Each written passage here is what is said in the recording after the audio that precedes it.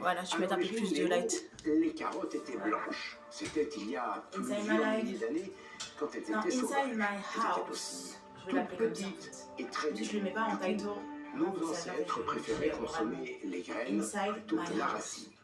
Les premières carottes de couleur sont sorties de terre il y a environ 1000 ans du côté de l'Afghanistan.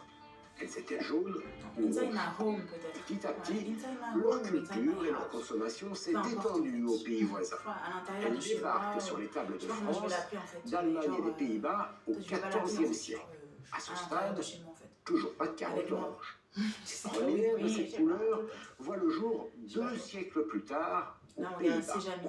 Elles sont vraisemblablement issues du croisement de carottes jaunes et de carottes rouges. À l'origine de sa couleur, un pigment, le carotène.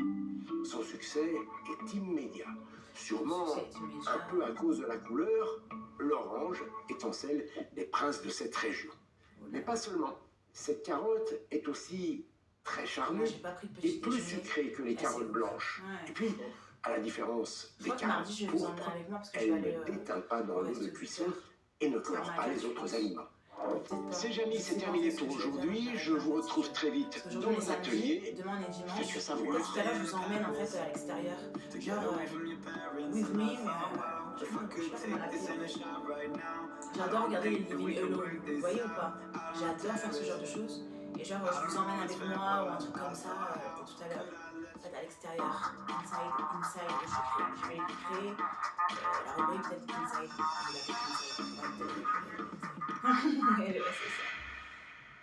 LCP Bon. Mag.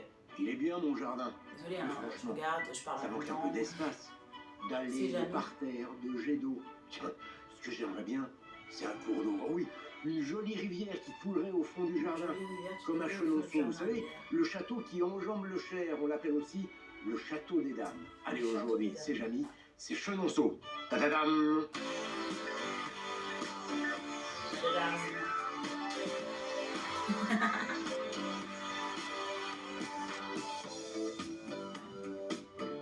J'ai cherché quoi manger parce que quand j'ai faim. C'est Jamie en fait. Présenté par Jamie Courmont. Bonjour et bienvenue dans C'est Salut, Jamie. Avec ma Jamie. bande d'experts, nous avons pris les clés de Chenonceau et sommes prêts Chenonceau. à vous dévoiler les coulisses d'un des plus beaux châteaux de la Loire, Sommet. Pourquoi appelle-t-on Chenonceau le château des dames? Comment a-t-il été transformé en hôpital militaire pendant la Première Guerre mondiale? Et que raconte l'histoire des jardins de Chenonceau? Jamie et sa bande d'experts vous font une visite guidée. Chenonceau se retrouve donc en première ligne et même sur une ligne.